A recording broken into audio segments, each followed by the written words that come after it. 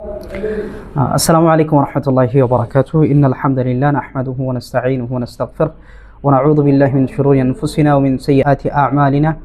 من يهده الله فلا مضل له ومن يضلله فلا هادي له. ونشهد أن لا إله إلا الله ونشهد أن محمدا عبد الله ورسوله.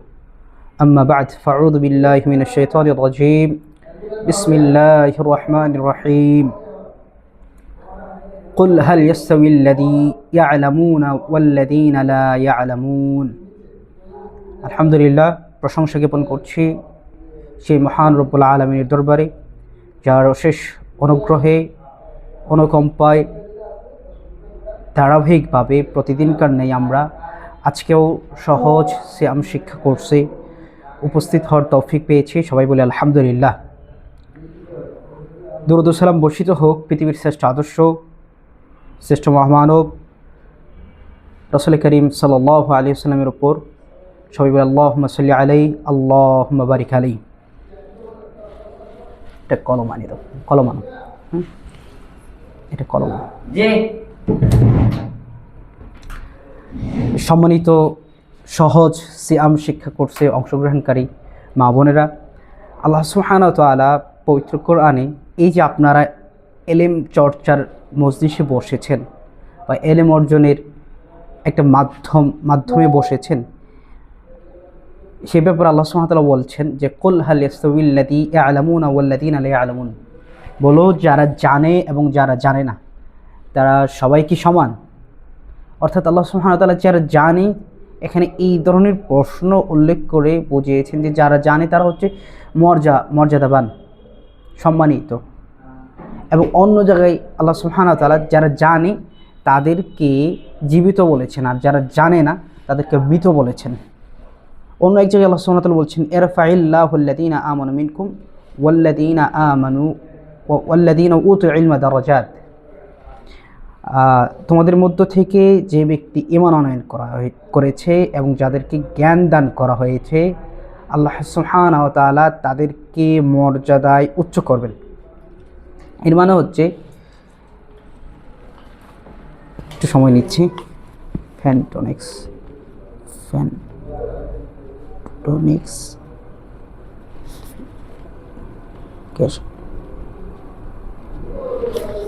টাকা দিয়েছে, আচ্ছা এর ভিতরেই নিয়ে আসবো। হ্যাঁ, একটা আরেকটা হচ্ছে ডলার্স। ওকে, ঠিক আছে ইনশাআল্লাহ।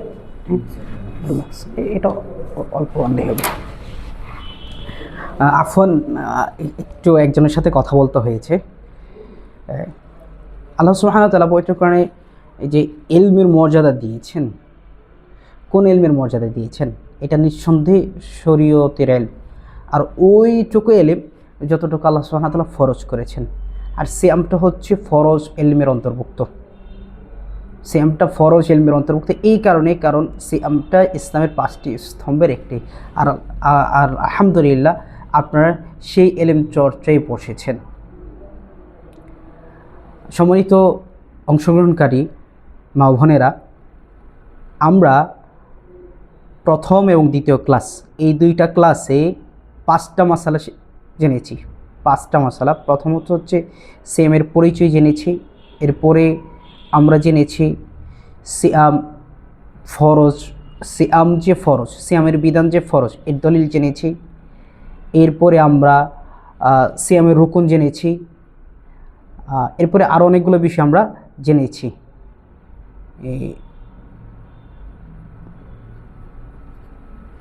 আমরা সিয়ামের ফজিলত জেনেছি, রমজানে সিয়াম রাখার ফজিলত জেনেছি। এরপরে সিয়ামকে কেন শরীয়তসম্মত করা হয়েছে, কেন ইসলামী শরীয়তে সিয়ামকে বিধিবদ্ধ করা হয়েছে, সেই বিষয়গুলো জেনেছি। এক কথায় 5টা মাসালা জেনেছি ইনশাআল্লাহ। একটা বিষয় জানতে চাচ্ছি, আমরা যে নোটবুকটা দিই এটা কি আপনারা পড়েন? কথা বলতে পারেন, ইলম অর্জনের জন্য কথা বলা যায় ইনশাআল্লাহ। আপনাদের মাঝে কি পড়ার সময় বা সুযোগ হয় নোটবুকটা পড়ার?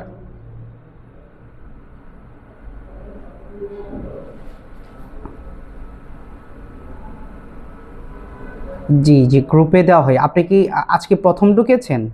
আজকে প্রথম বা গতকাল? জি জি, 2 দিনই শুনেছেন? 2 দিন? জি, আপনি তো জি জি, আপনি তো 2 দিন শুনেছেন। জি, আহ, তো আমরা হোয়াটসঅ্যাপে দিয়েছি, নোটবুক পিডিএফ করে শিট দিয়েছি আর কি। ইনশাল্লাহ সেটা আবার মেনশন করে দিব ইনশাল্লাহ। এরপরে অন্য কেউ, অন্য কোনো বোন ইনশাল্লাহ এখন যদিও না পড়তে পারেন, আপনারা ইনশাল্লাহ একটু সময় করে চেষ্টা করবেন ইনশাল্লাহ। আর এই নোটবুকটা অনেকগুলো বইয়ের সান্নির্যাস আর কি। আমি এই সহজ সিয়াম শিক্ষা কোর্সটা তৈরি করতে গিয়ে প্রায় 25-এর উপর বই পড়েছি, মানে এই বিষয়ে। তাহলে দেখা যাচ্ছে যে প্রায় পৃষ্ঠা হয় 4-5 হাজার পৃষ্ঠা হবে। এইটার একটা সারনির্যাস আমরা নিয়ে এসেছি সহজ করার জন্য। আমরা যখন কোর্সটা শেষ করব ইনশাল্লাহ 200 বা 200 পৃষ্ঠার একটা বই হবে আর কি, ওইরকম। তো এটা আপনারা সময়ে সময়ে পড়বেন ইনশাল্লাহ। আর প্রতিদিন দার্সের শেষে আপনারা যে পোলে ভোট দেন, মাশাল্লাহ সবাই, অধিকাংশ মানুষ সঠিক উত্তর দিচ্ছেন, সবাই ম্যাক্সিমাম 90%-এর উপরে সঠিক উত্তর দিচ্ছেন। আল্লাহ সুবহানাহু ওয়া তাআলা আপনাদের এই আগ্রহতে আরও উত্তরোত্তর তারাক্কি দান করুক। জাযাকুমুল্লাহু খাইরান।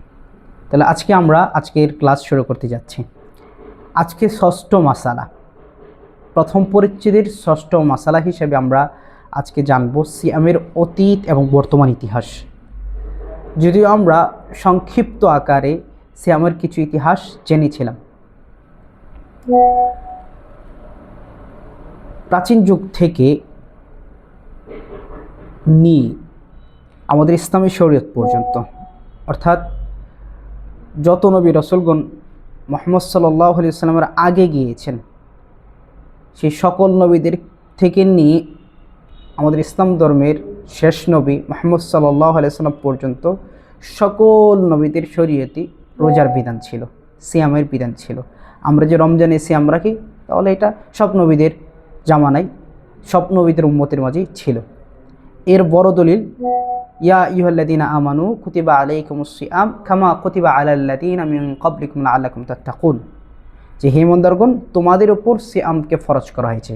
মানে মুসলিম উম্মাহকে সম্বোধন করে আল্লাহ বলছেন আল্লাহ নবীর মাধ্যমে যে হে ইমানদারগণ, তোমাদের উপর সিয়ামকে ফরজ করা হয়েছে কামা কুতিবা আলাল্লাযীনা মিন ক্বাবলিকুম, যেমনভাবে তোমাদের পূর্ববর্তী জাতির উপরও সিয়ামটাকে ফরজ করা হয়েছিল। তো এটা স্পষ্ট একটা বার্তা আল্লাহর, যে আগে জাতির উপরে কী ছিল, সিয়াম ফরজ ছিল। তাহলে ইতিহাসে যত নবী রাসূল আসছে সবার উপরেই ফরজ ছিল। আর এটার একমাত্র উদ্দেশ্য কি, লাআল্লাকুম তাত্তাকুন, যাতে করে আল্লাহ ভীরু হওয়া যায়, যাতে করে তাকওয়াবান হওয়া যায়। উল্লেখযোগ্য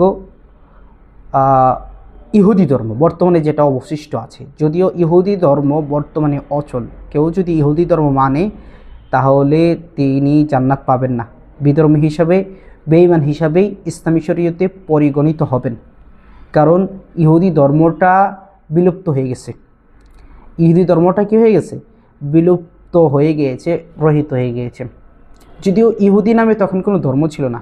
মুসা আলাইহিস সালামের উম্মতকে বর্তমানে ইহুদি বলা হয়, এদেরকে বনি ইসরাইল বলা হয়। মুসা আলাইহিস সালামের উম্মতকে ইহুদি বলা হয়। আর এদের ধর্মগ্রন্থের নাম ছিল হচ্ছে তাওরাত। তাওরাত তাওরাতকে এখন আধুনিক পরিভাষায় বলে ওল্ড টেস্টামেন্ট। বাইবেল যেটা আমরা বলি না, বাইবেলকে 2টা ভাগ করেছে, নিউ টেস্টামেন্ট এবং ওল্ড টেস্টামেন্ট। তো ওল্ড টেস্টামেন্টটাকে তাওরাত বলে বাইবেলের। আর সেটাই ছিল মূলত মুসা আলাইহিস সালামের সহিফা বা মুসা আলাইহিস সালামের উপর অবতীর্ণ করা আসমানি কিতাব। যদিও তখনই ওই ইহুদিরা মুসা আলাইহিস সালামের উপর যে তাওরাতটা নাযিল হয়েছে সেটাকে বিকৃত করে ফেলছে। আর এটা তো, আর বর্তমানে তো সেটা আরও বিকৃত হয়ে গেছে। তো মুসা আলাইহিস সালাম এবং তার উম্মতের মাঝে সিয়ামের প্রচলন ছিল। এটা আমরা সহিহ মুসলিমের, সহিহ বুখারীর 3943, খেয়াল রাখবেন, শুধু সহিহ বুখারীর এবং আবু দাউদ এর একটা হাদিস থেকে জানতে পারি। আরেকটা বিষয়ের মাধ্যমে জানতে পারি, প্রসিদ্ধ আমরা সিয়াম রাখি হচ্ছে আশুরার সিয়াম। আশুরার সিয়াম, এই সিয়ামটা রমজানের সিয়াম ফরজ হওয়ার আগে মুসলিম উম্মার জন্য ফরজ ছিল। আবার বলতেছি যে আশুরার সিয়ামটা রমজানের সিয়াম ফরজ হওয়ার আগে। রমজানের সিয়াম ফরজ হয়েছে 3 হিজরি, এটা হচ্ছে বিশুদ্ধ মতামত, কেউ কেউ আরও পরেও বলছেন। তো রমজানের সিয়াম ফরজ হওয়ার আগে আশুরার সিয়ামটা ফরজ ছিল। আর এই আশুরার সিয়ামের প্রচলনটা কোথায় থেকে শুরু হয়েছে, কার রাখতো? এইটা মুসা আলাইহিস সালামের উম্মত রাখতো। আব্দুল্লাহ ইবনে আব্বাস রাদিয়াল্লাহু তাআলা আনহু থেকে বর্ণিত, নবী সাল্লাল্লাহু আলাইহি সাল্লাম যখন মদিনায় হিজরত করে আসেন তখন দেখলেন যে ইহুদিরা আশুরার দিনগুলোতে রোজা রাখে, আশুরার দিনে রোজা রাখে। আশুরার দিনটা কোনটা? আশুরার দিন হচ্ছে মুহররম মাস, মুহররম মাসের 10 তারিখ। মুহররম মাস কোনটা? মুহররম মাস হচ্ছে আরবি হিজরি মাস অনুযায়ী প্রথম যে মাসটা। আরবিতে 12টা মাস আছে। আল্লাহ সুবহানাহু ওয়া তাআলার কথা যে ইন্না ইদ্দাতাশ শুহুরি ইনদাল্লাহ 12 শাহরা, নিশ্চয়ই আল্লাহ সুবহানাহু ওয়া তাআলার কাছে মাসের সংখ্যা হচ্ছে 12টি। কোন দিন থেকে? যেদিন থেকে আল্লাহ সুবহানাহু ওয়া তাআলা আসমান এবং জমিন সৃষ্টি করেছেন, সেই দিন থেকেই আল্লাহ সুবহানাহু ওয়া তাআলা মাসের সংখ্যা 12টি দিয়েছেন। একটা বিষয় খেয়াল করুন যে মাসের সংখ্যা যে 12টা, এটা নির্ধারণ করেছেন কি? আল্লাহ সুবহানাহু ওয়া তাআলা। এই 12টার ভিতরে এমন কিছু মুজিজা, এমন কিছু হিকমত, এমন কিছু রহস্য আছে যেই কারণে কোনো ধর্মের লোকেরাই এই 12 মাসের বাইরে তাদের জীবন ব্যবস্থাকে পরিচালনা করতে পারে না। আল্লাহ সুবহানাহু ওয়া তাআলা পবিত্র কোরআনে 1450 বছর আগে বলে দিয়েছেন যে 12টা মাস দিয়েছেন। আমরা জানুয়ারি, ফেব্রুয়ারি ইংরেজিতেও কী করি? 12টা মাস গণনা করি। আষাঢ়, শ্রাবণ, জ্যৈষ্ঠ, বৈশাখ বাংলাতেও কি 12টা মাস গণনা করি। তো আমরা পারলেই তো পারতাম যে ইসলাম ধর্মের এই 12টা মাস আল্লাহ যেটা বলছে কোরআনে সেটা বাদ দিয়ে 14টা মাস করি, 13টা মাস করি, 9টা মাস করি, অথবা 8টা মাস করি। করতে পারতো না বছরে? অনেক কিছুই তো হিন্দু খ্রিস্টানরা পরিবর্তন করছে আমাদের ইসলাম ধর্ম থেকে, কিন্তু পারেনি। কারণ এটা এমন একটা সিস্টেম, আল্লাহ সুবহানাহু ওয়া তাআলা বলছেন ইয়াউমা খালাকাল্লাহুস সামাওয়াতি ওয়াল আরদ, আসমান জমিন যেদিন থেকে সৃষ্টি করছে তখন থেকে আল্লাহ সুবহানাহু ওয়া তাআলা 12টা মাস। আচ্ছা, আমাদেরকে একজন অংশগ্রহণকারী অভিভাবক মেসেজ দিয়েছে, করাচ্ছি একটু করেছে। তিনি ভাবতেছেন যে করতেছি আমরা আফোন একটু ডিস্টার্ব করতেছি।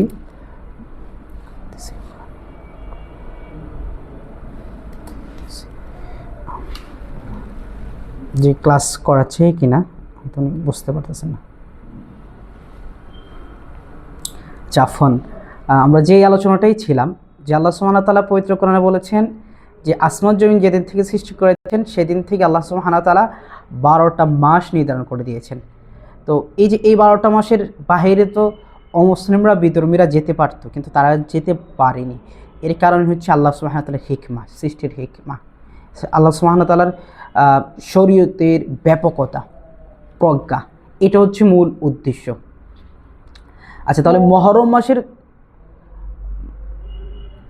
মুহররম মাসের 10 তারিখটাকে বলা হয় আশুরার দিন। আপনাদের ভিতরে যদি কেউ তাহমিদ আহমেদ রোশান এই নামের কারোর সাথে যদি পরিচিত থাকেন তাহলে একটু হেল্প করেন ওনাকে, যেন কীভাবে জয়েন হতে পারে এটা একটু দেখাই দিতে পারেন ইনশাআল্লাহ।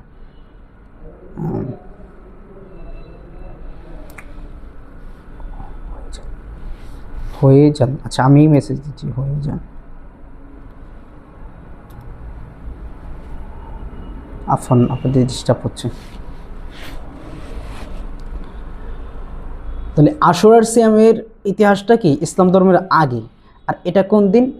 মুহররম মাস। মুহররম মাস হচ্ছে আরবি মাস অনুযায়ী বছরের প্রথম মাস। যেমন ইংরেজিতে 12টা মাসের ভিতরে জানুয়ারি মাসটা প্রথম, আরবিতে 12 মাসের ভিতরে মুহররম মাসটা হচ্ছে প্রথম।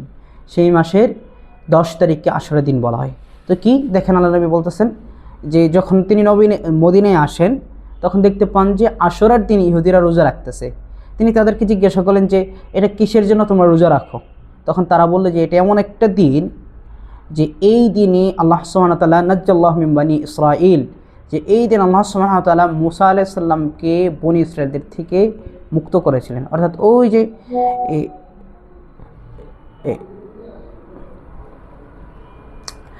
যে আমরা বড় একটা ঘটনা জানি, মুসা আলাইহিস সালাম সমুদ্রে কাছে গিয়েছেন, ফেরআউন বাহিনী পেছনে ছিল, পরে লাঠি দিছে, সমুদ্র কি 2 ভাগ হয়ে গেছে। সুবহানাল্লাহ, এটা হচ্ছে আল্লাহর উপর ভরসা। দেখেন, যে লাঠি দিয়ে মুসা আলাইহিস সালাম চলাচল করতেন, একটা কাঠের লাঠি, সেটা কি হয়ে গিয়েছেন মিরাকেল। সেটা কি?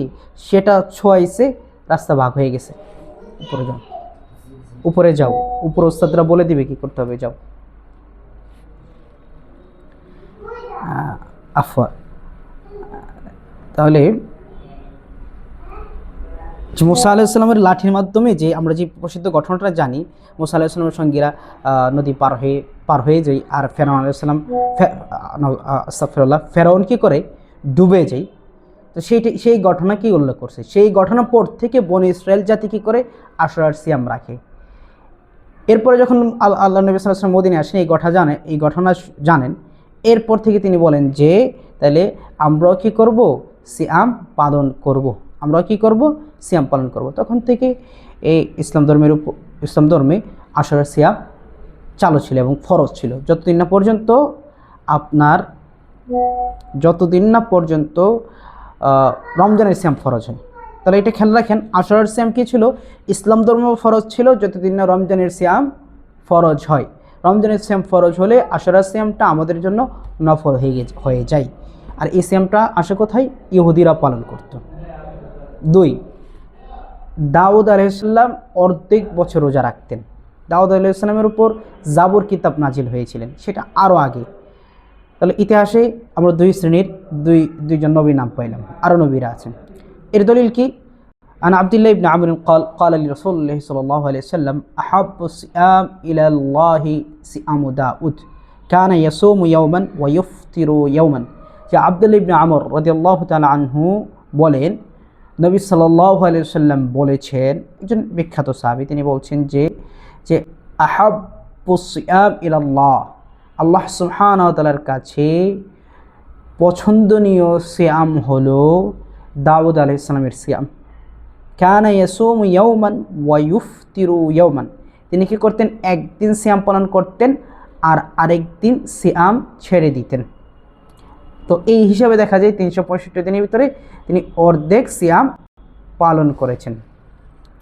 সুবহানাল্লাহ। আল্লাহর কাছে দাউদ আলাইহিস সালামের সিয়ামও অনেক পছন্দনীয়। এই সিয়ামটা এখনও চলমান আছে, জায়েজ আছে, তবে ইসলাম এটাকে উৎসাহিত করেনি, কারণ ইসলামে অন্যান্য ইবাদত করার জন্য, মুসলিমদের শক্তি সঞ্চয় করার জন্য সুযোগ দিয়েছেন। একদিন সিয়াম রাখবে, আরেকদিন ভাঙবে, এটা যদি কোনো ব্যক্তি পারে ইবাদত গুজার, তিনি নিঃসন্দেহে করবেন, সেটা ভালো, আর না পারলে এটাতে কোনো গুনাহ নেই। তাহলে আমরা বুঝতে পারলাম দাউদ আলাইহিস সালামের জামানায় সিয়াম ছিল। ঈসা আলাইহিস সালামের মা মারিয়াম আলাইহিস সালাম, তিনিও কী করেছিলেন, মানতের রোজা রেখেছিলেন। তো দেখা যাচ্ছে যে এই ঈসা আলাইহিস সালাম, যেটা খ্রিস্টান ধর্ম, ওনাদের এখনও কি সিয়ামের প্রচলন ছিল। ওনার একটা বক্তব্য পবিত্র কোরআনে এসেছে যে তিনি বলছিলেন যে ইন্নী নাযারতু লিররহমানি সাওমা ফালান উকাল্লিমাল ইয়াওমা ইনসিয়্যা। তবে সিয়ামের পদ্ধতিটা ভিন্ন ছিল। তিনি বলছেন যে আমি দয়াময় রহমানের উদ্দেশ্যে সিয়াম রাখলাম, যে কারোর সাথে আজকে আমি কথা বলবো না, মানে কথা না বলার দিক থেকে তিনি সিয়াম রাখছেন, এমনটা না যে না খেয়েছিলেন। সিয়ামটা কি, বিরত থাকা হচ্ছে যে আজকে তিনি কথা বলবেন না, এটাই ছিলেন হচ্ছে সিয়াম পালন। তাহলে বিভিন্ন ধরনের এবং বিভিন্ন পদ্ধতির কি সিয়াম ইসলামী ইতিহাসে ছিল। এর ভিতরে আমরা তিনটা শ্রেণীর সিয়াম জেনেছি, যেমন মুসা আলাইহিস সালামের আশুরার সিয়াম রাখতেন, দাউদ আলাইহিস সালাম অর্ধেক বছর রাখতেন, আর ঈসা আলাইহিস সালামের মা মারিয়াম আলাইহিস সালাম কী করেছিলেন, মানতের সিয়াম রেখেছিলেন। কিন্তু পদ্ধতিটা ছিল যে মানতটা তিনি কথা বলবেন না ওই দিন, এটাই সিয়াম, না খেয়ে থাকা নয়। আজকে গুরুত্বপূর্ণ একটা জিনিস জানবো, যেহেতু সিয়ামের প্রাথমিক আলোচনাগুলো আমরা জানতে পারছি, আজকে আমরা জানবো যে হঠাৎ করে সবাই রিকানেক্ট হয়ে গেল। আচ্ছা, আপনারা কি শুনতে পাচ্ছেন আমাকে? একজন আমাকে বলেন, শুনতে পাচ্ছেন আমাকে? আমার এখানে দেখাইছে যে আপনারা রিকানেক্ট হয়ে গিয়েছেন।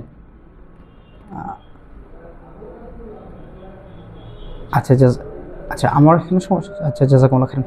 এখন শোনা যাচ্ছে তো? আমরা চলমান রাখলাম ইনশাল্লাহ।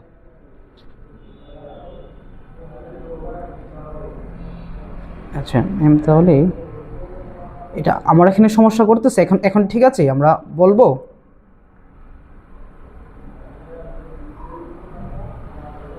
আচ্ছা, আটকে আসতেছি, 1 মিনিট আমরা একটু দেখতেছি।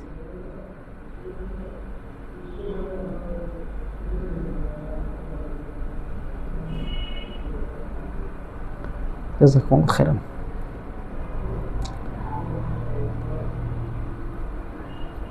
আচ্ছা, আমরা শুরু করি এখন। এখন ঠিক আছে? জাযাকুমুল্লাহু খাইরান। রমজান কেন্দ্রিক প্রাথমিক কিছু আলোচনা আমরা জেনেছি। যেহেতু রমজান মাস আমাদের সামনে আছে, সপ্তম মাসালা হিসেবে আমরা আলোচনা করব আমরা কিভাবে রমজানের প্রস্তুতি নিব, সিয়ামের প্রস্তুতি আমরা কিভাবে নিব। রমজান মাস আসতেছে, এটার জন্য নিজেদেরকে আমরা কিভাবে প্রস্তুত করব। রমজান মাস উপলক্ষে প্রস্তুতি নেওয়ার কিছু প্রশংসনীয় পদক্ষেপ আমি আপনাদের সাথে শেয়ার করছি। 1 নাম্বার, সত্যিকার তওবা করা। যদিও তওবাটা প্রত্যেক মুসলিম নরনারীর উপর ফরজ এবং সবসময় তাকে করতে হবে। সালাত যেমন 5 ওয়াক্ত ফরজ, তওবা ইস্তেগফার ফরজ। কারণ আল্লাহ সুবহানাহু ওয়া তাআলা বলেছেন ওয়াতুবু ইলাল্লাহি জামিআ, তোমরা সবাই আল্লাহর কাছে তওবা করো। পাপ হলেই তওবা করতে হবে, ফরজ। আপনার জীবন পরিচালনার জন্য, বেঁচে থাকতে খাবার গ্রহণ যেমন আপনার জন্য ফরজ, ওই রকম তওবা করাটাও ফরজ। তওবা করাটা একটা ইবাদত না, শুধু সিম্পল আপনার অপরাধ হয়েছে আপনি তওবা করলেন, এটা আপনার লাভের জন্য, এটা তো আছে, কিন্তু ইবাদত। তওবাটা শুধু আল্লাহর কাছে ক্ষমা চাওয়া না, এটা একটা ইবাদতের অন্তর্ভুক্ত এবং তওবা করতে হবে। যদি কোনো ব্যক্তি তওবা না করে, সে ইবাদত করে যাচ্ছে, ইবাদত করা যাচ্ছে, তওবা যদি না করে তাহলে তিনি ফরজ তরক করলেন। আচ্ছা, তাহলে রমজান মাস উপলক্ষে আমরা যেভাবে প্রস্তুতি নিতে পারি, তার প্রথম কথা হচ্ছে সত্যিকার অর্থে তওবা করা। কারণ এই মাসটা বরকতময় একটা মাস, অনেক ফজিলতময় একটা মাস। এই মাসে জান্নাতের দরজা খুলে দেওয়া হয়, জাহান্নামের দরজা বন্ধ করে দেওয়া হয় এবং এই মাসে ইবাদতগুলো অনেক নেকি, ইবাদতের নেকিগুলো অনেক বেশি আকারে বাড়িয়ে দেওয়া হয়। আল্লাহ সুবহানাহু ওয়া তাআলা তওবা প্রসঙ্গে পবিত্র কোরআন সূরা আন-নূর 31 নম্বর আয়াতে বলেন, ওয়াতুবু ইলাল্লাহি জামিআ আইয়ুহাল মুমিনুন লাআল্লাকুম তুফলিহুন, যে হে তোমরা সবাই আল্লাহর কাছে তওবা করবে। আইয়ুহাল মুমিনুন, হে মুমিনেরা, লাআল্লাকুম তুফলিহুন, তাহলে তোমরা সফল কাম হতে পারবে। যদি তোমরা সবাই আল্লাহর কাছে তওবা করো মুমিনরা, তাহলে তোমরা সফল কাম হতে পারবে। তাহলে আমাদের সফলতার জন্য শর্ত হচ্ছে কি? তওবা করা। আল্লাহ সুবহানাহু ওয়া তাআলা আমাদেরকে আল্লাহর তওবাকারী বান্দা হওয়ার তৌফিক দান করুক, আমিন। এরপরে আল আগার ইবনে ইয়াসার রাদিয়াল্লাহু তাআলা আনহু থেকে বর্ণিত নবী সাল্লাল্লাহু আলাইহি ওয়াসাল্লামের একটি চমৎকার হাদিস, যেটা সহিহ মুসলিমে আসছে তওবার ব্যাপারে। তিনি বলছেন, ইয়া আইয়ুহান নাস তুবু ইলাল্লাহ, হে মানুষ সকল, তোমরা আল্লাহর কাছে তওবা করো। ফাইন্নী আতুবু ফিল ইয়াউমি ইলাইহি মিআতু মাররাহ, নিশ্চয় আমি আল্লাহ সুবহানাহু ওয়া তাআলার কাছে দিনই 100 বার তওবা করি। সুবহানাল্লাহ, চিন্তা করেছেন মহানবী মুহাম্মদ সাল্লাল্লাহু আলাইহি ওয়াসাল্লাম, যার পূর্ব আগে পেছের সব গুনাহ মাফ করে দিয়েছেন আল্লাহ, তিনি তওবা করেছেন 100 বার প্রতিদিন। তাহলে আমাদের কতবার তওবা করা উচিত?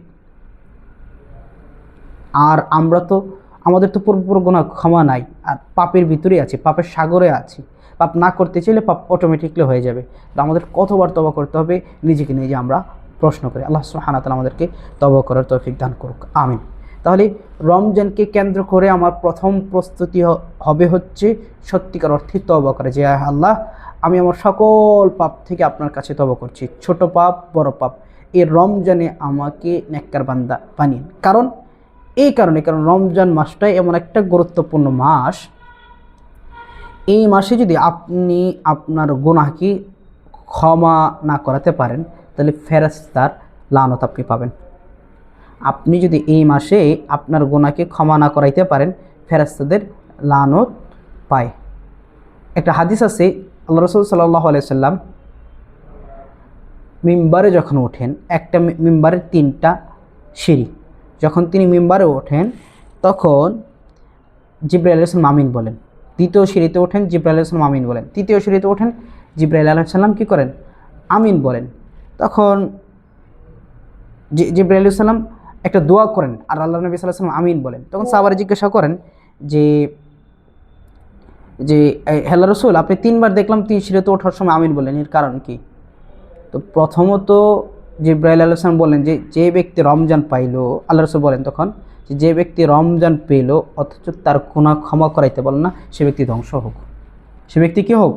ধ্বংস হোক। তাহলে রমজানটা অনেক গুরুত্বপূর্ণ একটা বিষয়, এবং এই সময়ে যদি কোনো ব্যক্তি তার গুনাহকে মোচন না করাইতে পারে তাহলে ফেরেশতাদের বদদোয়া পায়। এটা খুবই ভয়ানক বিষয়। আর ফেরেশতারা নিষ্পাপ, তাদের বদদোয়া লাগবেই। আমাদের জীবনে কেন সফলতা নাই আমরা এই হাদিসটাকে সামনে রাখতে বুঝতে পারি। কারণ